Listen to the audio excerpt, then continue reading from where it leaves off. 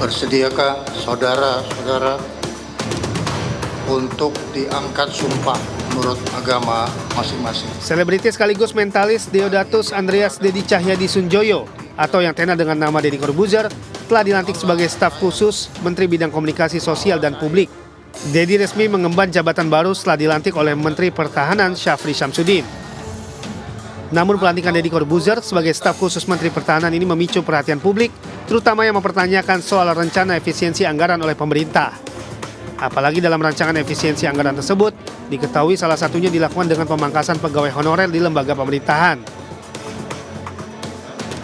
Saya rasa kalau untuk staf khusus itu dalam sisi anggaran kan udah ada pagunya. Boros atau enggaknya ya itu tergantung berapa nilai yang bakalan dikeluarkan ya. Kita kurang tahu lah untuk itu, tapi dalam aturannya kan sudah ada. Kita ikutin aja. Layak atau tidaknya mungkin publik yang bakalan menilai. Tapi bagi saya sih masih kurang ya.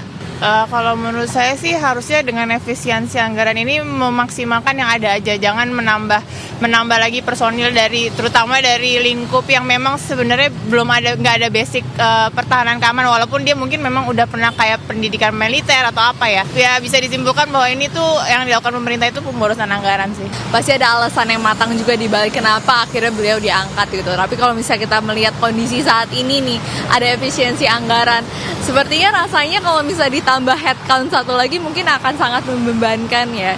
Jadi menurut saya sebenarnya yang penting itu yang publik perlu tahu itu transparansi. Kira-kira apa sih alasan dibalik pengangkatan ini dan kira-kira memang seberapa efeknya nih. Sebelumnya Bambang Susantono, Kepala Otorita IKN, Doni Rahajoy, Wakil Ketua Otorita IKN, dan Muhammad Ali Brawi, Deputi Bidang Transformasi Hijau dan Digital, Otorita IKN dikabarkan mundur dari jabatannya. Keputusan mundur Ali Brawi ini pun makin menuai spekulasi publik soal nasib megaproyek IKN yang kini terancam mangkrak. Apalagi saat ini pemerintah telah memblokir anggaran IKN sebesar 14 triliun rupiah.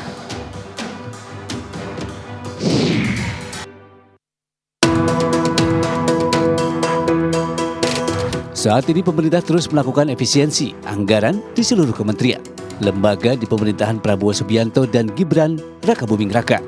Efisiensi anggaran 306,69 triliun tertuang dalam Impres nomor 1 tahun 2025 tentang efisiensi belanja dalam APBN dan APBD 2025. Salah satu lembaga yang terkena dampak efisiensi adalah DPR RI. Semula mereka disebut-sebut sebagai salah satu kementerian atau lembaga yang selamat dari mimpi buruk pemangkasan anggaran. Namun arah angin kini berubah dan membawa DPR RI ke dalam nasib efisiensi. Sekretaris Jenderal DPR RI Indra Iskandar mengungkapkan pagu anggaran DPR RI awalnya 6,6 triliun rupiah. Namun kini pemerintah memangkas anggaran DPR sebesar 600 miliar rupiah. Dengan pemotongan tersebut, DPR RI mulai mengurangi belanja-belanja operasional semacam alat tulis kantor, penghematan listrik, air, telepon, dan perjalanan dinas.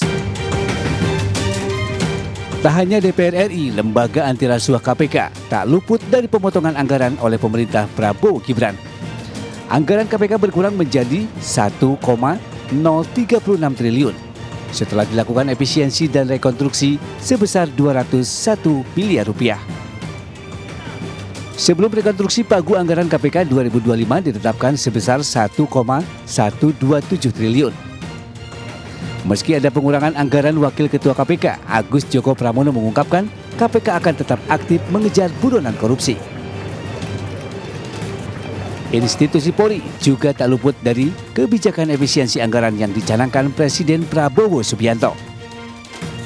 Polri terkena efisiensi anggaran hingga 20,5 triliun. Sebelumnya, pagu anggaran untuk Kof Bayangkara pada tahun 2025 sebesar 126,6 triliun atau dipangkas sebesar 16,26%.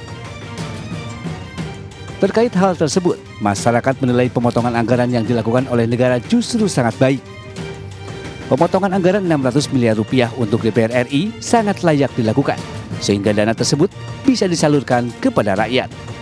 Di mana anggaran untuk ke luar negeri atau studi banding itu juga diminimalisir, ya mungkin kayaknya lebih baik karena saya lihat juga DPR lebih banyak ke kunjungan lapangannya ya dibanding merumuskan kebijakan-kebijakan yang memang pro rakyat gitu. Potongan ini ya cukup bagus lah ya untuk memangkas semua kepentingan DPR yang terlalu berlebihan dan yang tidak menguntungkan buat rakyat kecil gitu. Dua pos utama yang disasar Presiden Prabowo dalam penghematan ini adalah pemangkasan belanja sebesar 256,1 triliun. Kemudian pemotongan alokasi dana transfer ke daerah TKD senilai 50,59 triliun. Dari Jakarta, Rian Rahman, Andri Setiawan, iNews melaporkan.